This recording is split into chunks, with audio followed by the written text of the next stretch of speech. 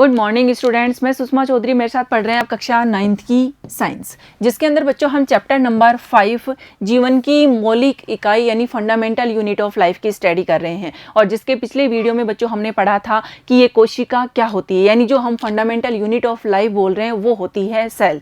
यानी हमारी जो बॉडी होती है वो इन सेल से ही मिलकर बनी हुई होती है और इसीलिए हम इसको कहते हैं स्ट्रक्चरल और फंक्शनल यूनिट। क्योंकि बच्चों जिस तरीके से बिल्डिंग को बनाने के लिए हम कहते हैं कि ईंटों की आवश्यकता होती है, उसी तरीके से हमारी बॉडी का फॉर्मेशन करने के लिए सेल्स की आवश्यकता होती है और इसीलिए इसे फंडामेंटल यूनिट कहा जाता है लाइफ की। उसके बाद में बच्चों हमने प्लांट सेल और एनिमल सेल की स्टडी करी और प्लांट सेल के अंदर हमने आपको बताया था कि जो प्लांट सेल होती हैं उनके अंदर आउटर मोस्ट लेयर होती है सेल वॉल, जो सेलुलोज और हेमीसेलुलोज की बनी हुई होती है। लेकिन जो एनिमल सेल होते हैं उनके अंदर सेल वॉल एब्सेंट होती है और उनके अंदर आउटर मोस्ट लेयर होती है प्लाज्मा मेम्ब्रेन। उसके बाद में बच्चों हमने आपको बताया था कि जो प्लांट सेल होती हैं उनके अंदर क्लोरोप्लास्ट प्रेजेंट होता है और जो एनिमल सेल होती हैं उनके अंदर क्लोरोप्लास्ट एब्सेंट होता है। फिर बच्चों हमने कहा था कि जो प्लांट सेल होते हैं उनके अंदर सेंट्रोजोम एब्सेंट होते हैं और जो एनिमल सेल होते हैं उनके अंदर सेंट्रोजोम प्रेजेंट होते हैं। फिर हमने कहा था कि जैसे जो प्लांट सेल हैं उनके अंदर जो गोल्जी बॉडी होती है वो कम विकसित होती है और जिन्हें डिक्टियोजोम कहा जाता है, और जो एनिमल सेल होते हैं उनके अंदर गोल्जिकाएं पूर्ण विकसित होती है। उसके बाद में बच्चों हमने प्रोकैरियोटिक और यूकैरियोटिक सेल्स हैं उनके अंदर देखा था कि जो प्रोकैरियोटिक होती हैं यानी जो पहले विकसित हुई थी, और इसका मतलब है कि ये आधे विकसित थी, इनके अंदर जो न्यूक्लियस था वो वेल डेवलप नहीं था, इनके अंदर सेल ऑर्गन थे वो भी प्रेजेंट नहीं थे, और राइबोसोम था वो 70S टाइप का था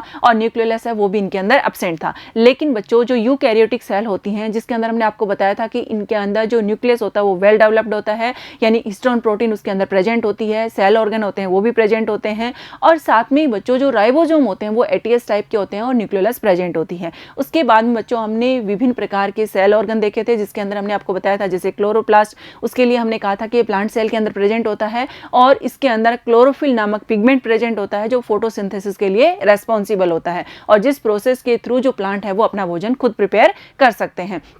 उसके बाद में बच्चों हमने आपको बताया कि जैसे माइटोकॉन्ड्रिया जो क्या है एक डबल मेम्ब्रेन सेल ऑर्गन है और उसके अंदर क्या पाए जाते हैं, यानी जो आंतरिक झिल्ली होती है क्रिस्टी उसके ऊपर क्या पाए जाते हैं, ऑक्सीजोम कण होते हैं और वहाँ पे क्या होता है एटीपी का सिंथेसिस होता है। और इसीलिए हमने पढ़ाते समय भी आपको कहा था कि प्रश्न पूछ सकते हैं कि माइटोकॉन्ड्रिया को power house of the cell क्यों कहा जाता है, क्योंकि जो ये एटीपी सिंथेसाइज करते हैं उस एटीपी को कहा जाता है यूनिवर्सल कॉइन ऑफ एनर्जी, यानी ऊर्जा की सार्वत्रिक मुद्रा। और ये जो ऊर्जा होती है बच्चों ये काम आती है हमारी बायोलॉजिकल एक्टिविटी के अंदर, इसीलिए माइटोकॉन्ड्रिया को power house of the cell कहा जाता है। उसके बाद में बच्चों जैसे हमने राइबोसोम पढ़ा उसके लिए हमने कहा कि इसको प्रोटीन की फैक्ट्री कहा जाता है क्योंकि ये क्या करता है प्रोटीन को सिंथेसाइज करता है। उसके बाद में हमने गोल्जी बॉडी पढ़ा, गोल्जी बॉडी के लिए हमने कहा था कि सिस्टर्नी वेसल्स और ट्यूब्यूल से मिलकर बनी हुई होती है और ये जो भी पदार्थ बनते हैं उनको सिक्रेट करने का यानी उनके स्त्रावण का काम करते हैं, इसीलिए इनको traffic police of the cell कहा जाता है। उसके बाद में बच्चों हमने लाइसोसोम पढ़ा जिसके अंदर हमने आपको बताया था कि जो लाइसोसोम होता है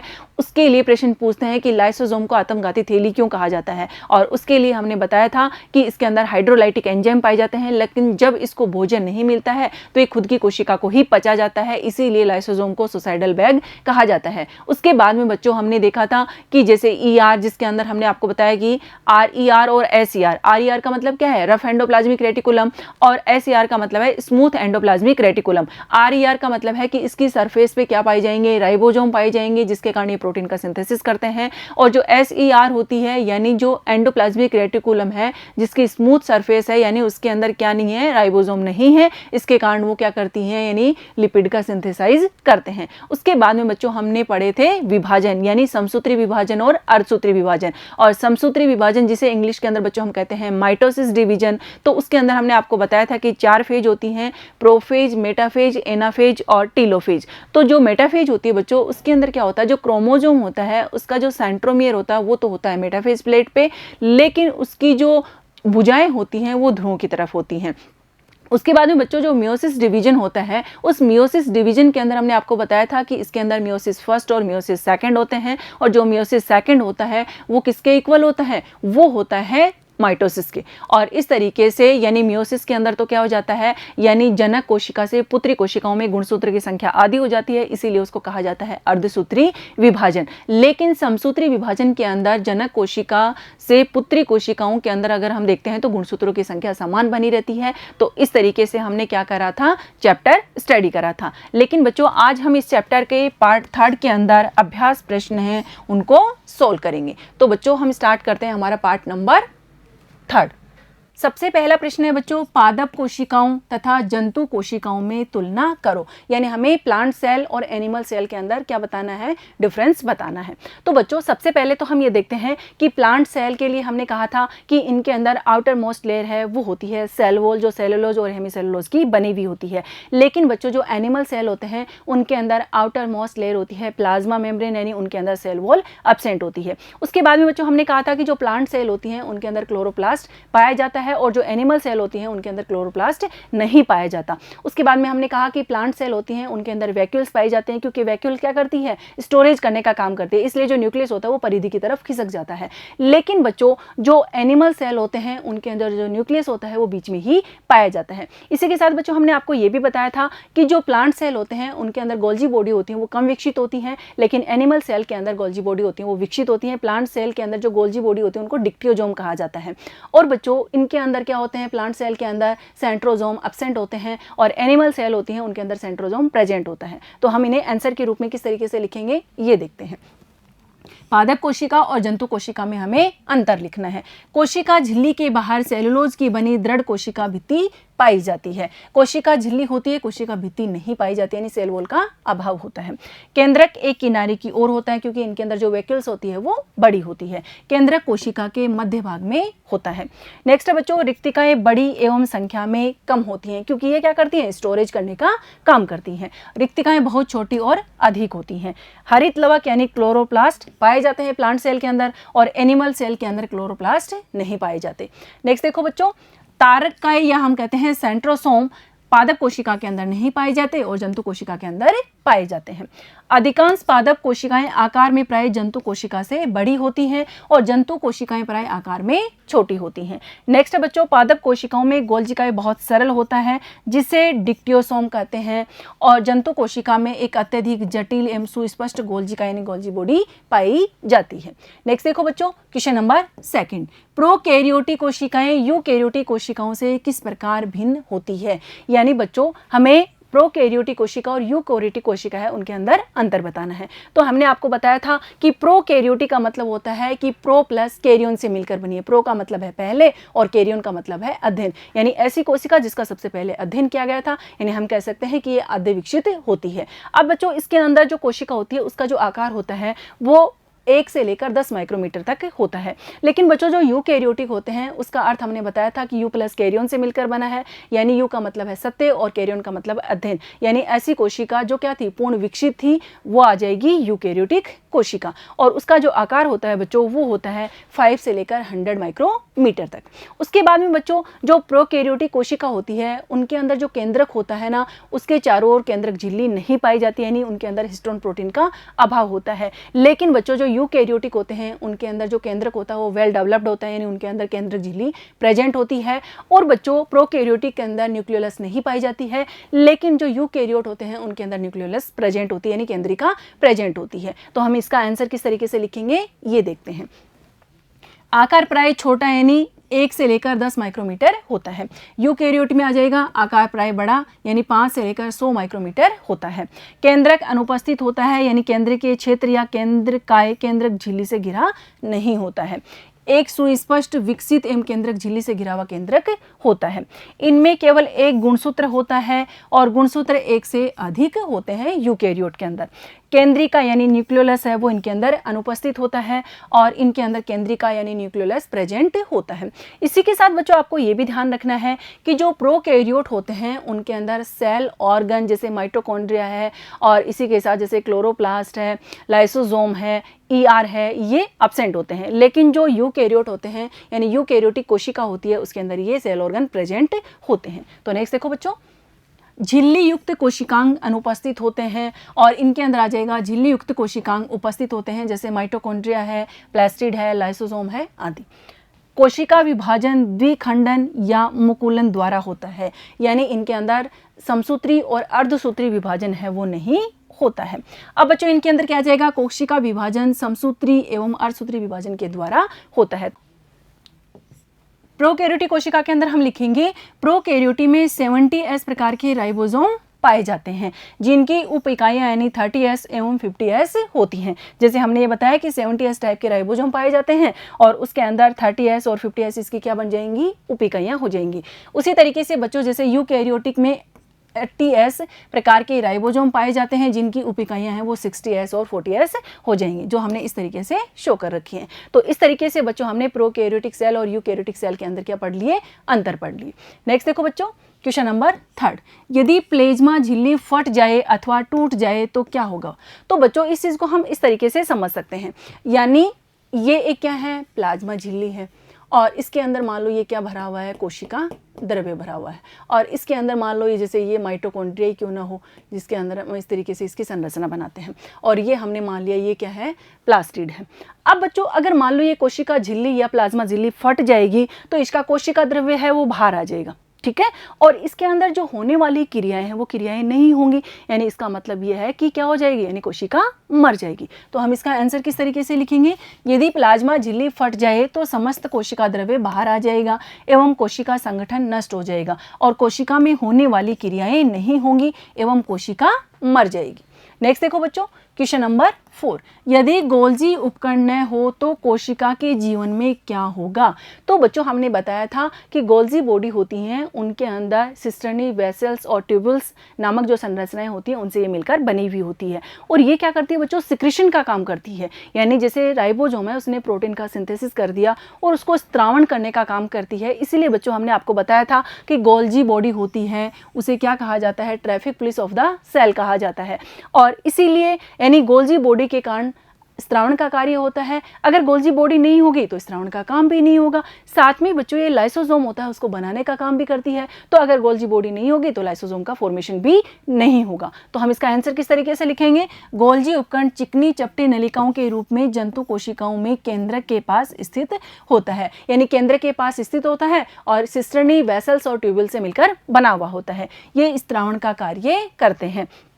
कोशिका में संश्लेषित पदार्थों का पुटिका में बंद करके संबंधित अंग तक भेजते हैं तथा लाइसोसोम का निर्माण करते हैं। यदि गोल्जी उपकरण नहीं हो तो उपरोक्त कार्य नहीं होंगे, यानी अगर गोल्जी उपकरण नहीं होगा तो ये कार्य नहीं हो पाएंगे। तो इस तरीके से ये क्या आ गया, हमारा आंसर आ गया। नेक्स्ट देखो बच्चों क्वेश्चन नंबर 5, कोशिका का कौन सा अंगक बिजलीगर है और क्यों।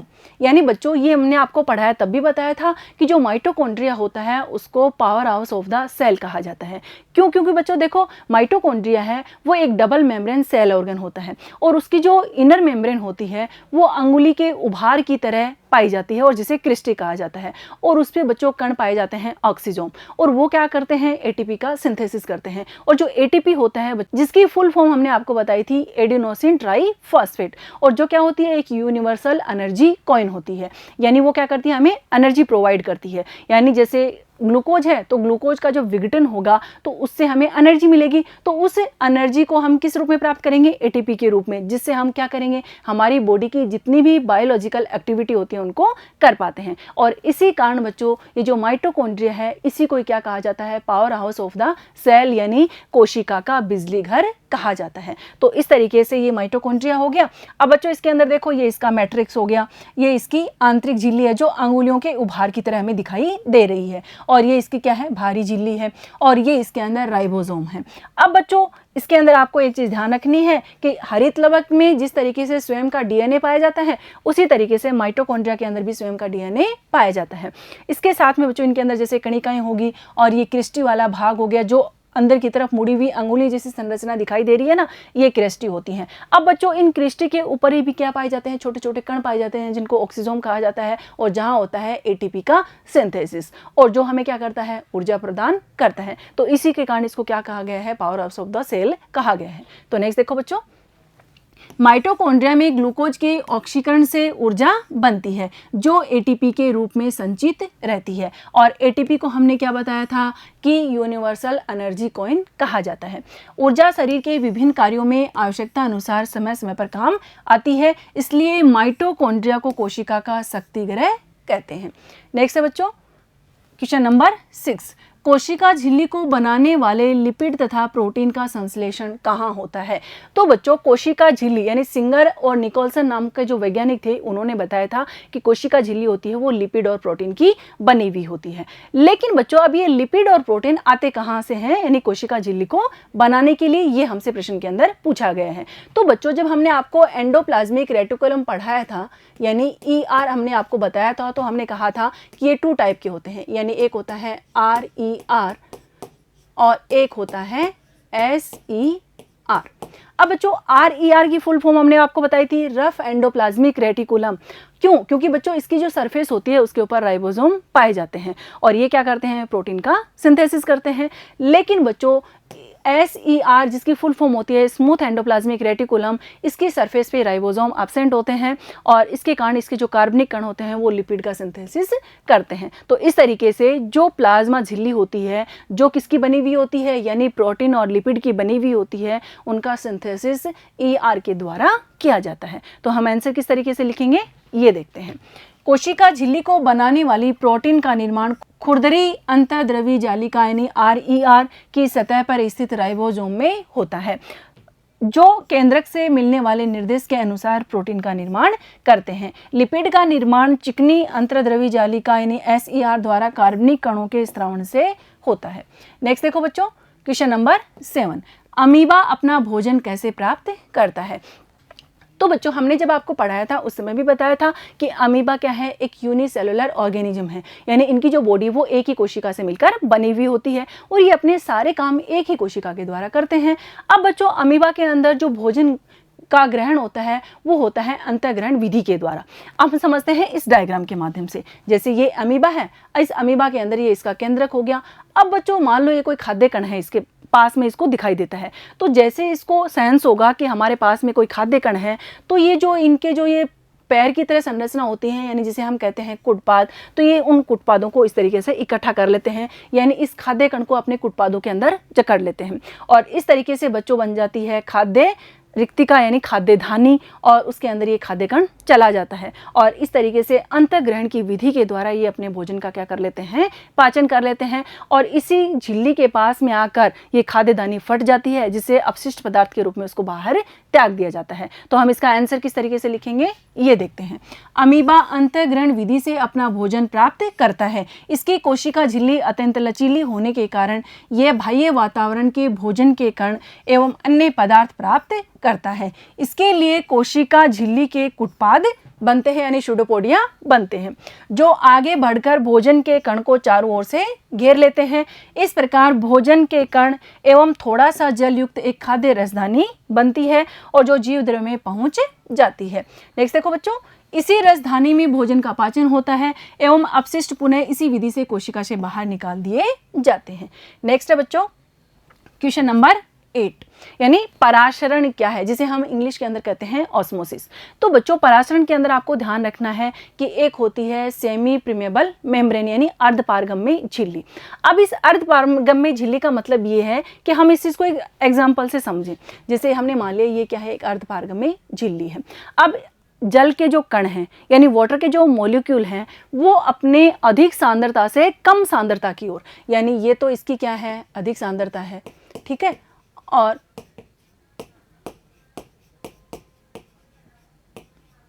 ये इसकी मान लो कम सांद्रता है यहाँ।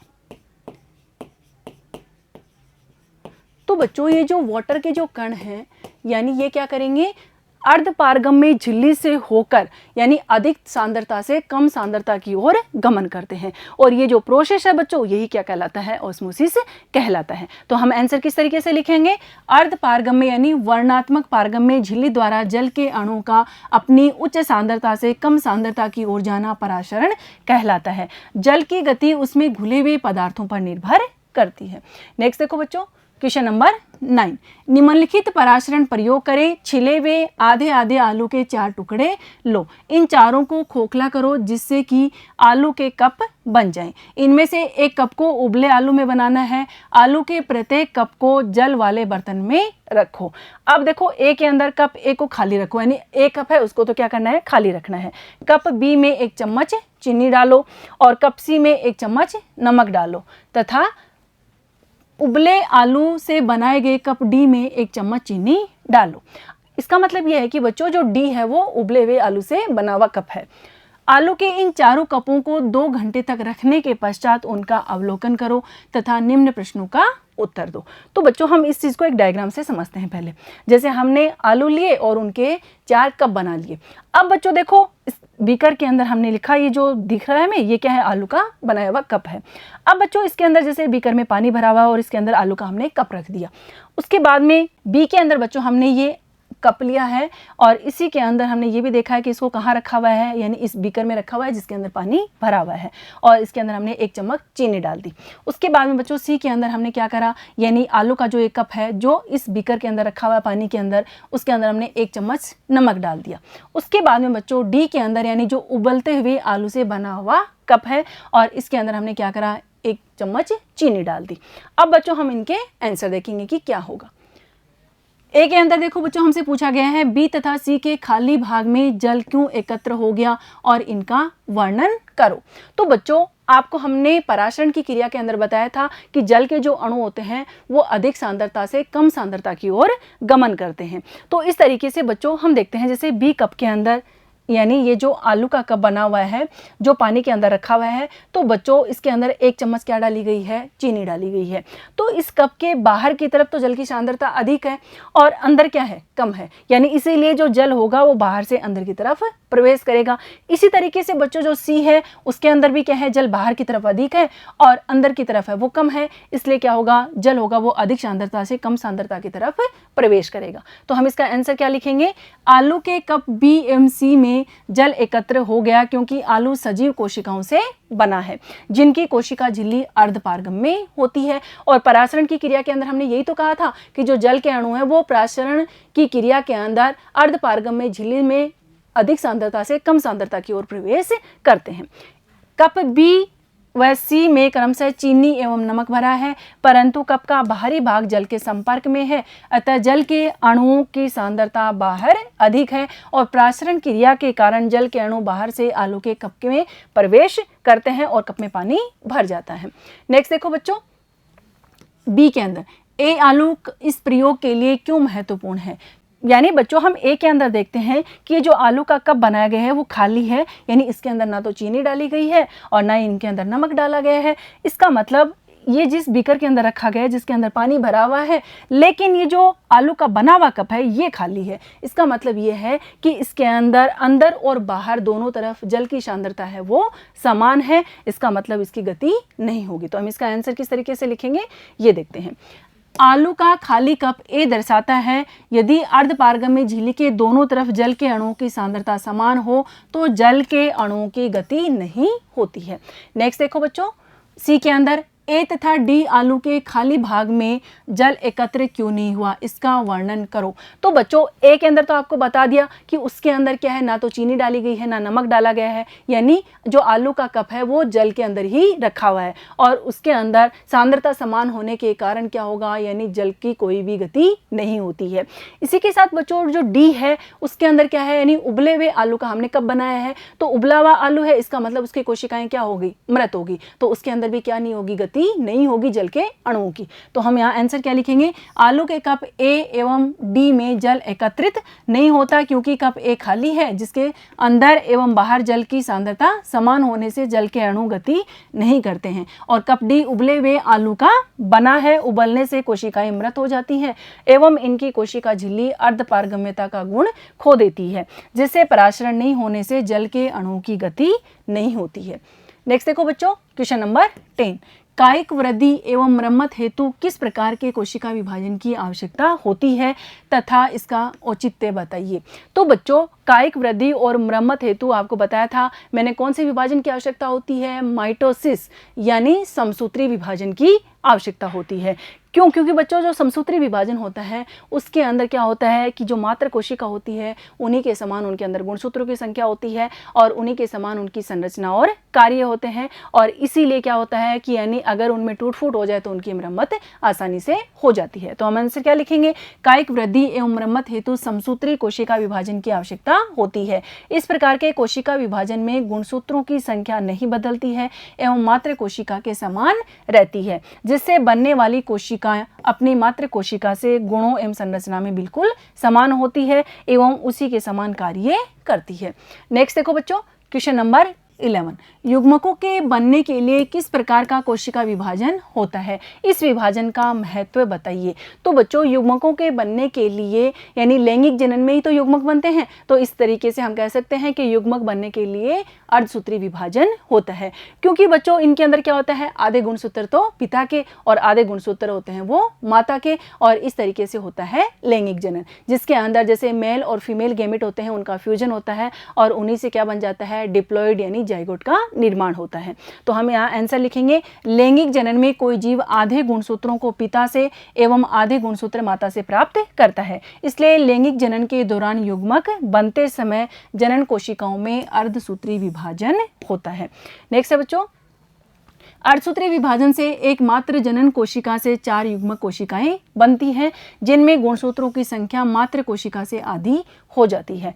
इन्हें अगुणित कोशिकाएं कहती हैं, और निषेचन के समय यानी मेल और फीमेल गैमेट का जब फ्यूजन होता है तो एक नर युग्मक एक मादा युग्मक से संयोग करके युग्मनज यानी जाइगोट बनाता है, जो कैसा होता है, डिप्लॉइड होता है यानी द्विगुणित होता है, जिसमें गुणसूत्रों की संख्या पुनः द्विगुणित यानी 2n हो जाती है एवं मात्र कोशिका के समान हो जाती है। तो इस तरीके से हम देखते हैं कि अर्धसूत्री विभाजन लैंगिक जनन करने वाले जीवों में आवश्यक है, क्योंकि इससे पीढ़ी जीवों में गुणसूत्रों की संख्या समान बनी रहती है और जिससे बनने वाली पीढ़ी अपनी जनक पीढ़ी से लक्षणों में समानता दिखाती है यानी समानता दर्शाती है। तो इस तरीके से आज बच्चों हमने इस चैप्टर के पार्ट नंबर 4 के अंदर अभ्यास प्रश्न है उनको सोल्व करके देखा है। तो बच्चों मुझे उम्मीद है ये वीडियो आपको बहुत ही पसंद आया होगा। इस वीडियो को आपने बहुत ही ध्यानपूर्वक सुना होगा, समझा होगा, देखा होगा, और इनके जो सॉल्यूशन है वो आपने अपनी नोटबुक में नोट भी कर लिए होंगे। इसी तरीके से बच्चों नेक्स्ट चैप्टर को पढ़ेंगे हम नेक्स्ट वीडियो में। तब तक आप पढ़ते रहिए, आगे बढ़ते रहिए। धन्यवाद।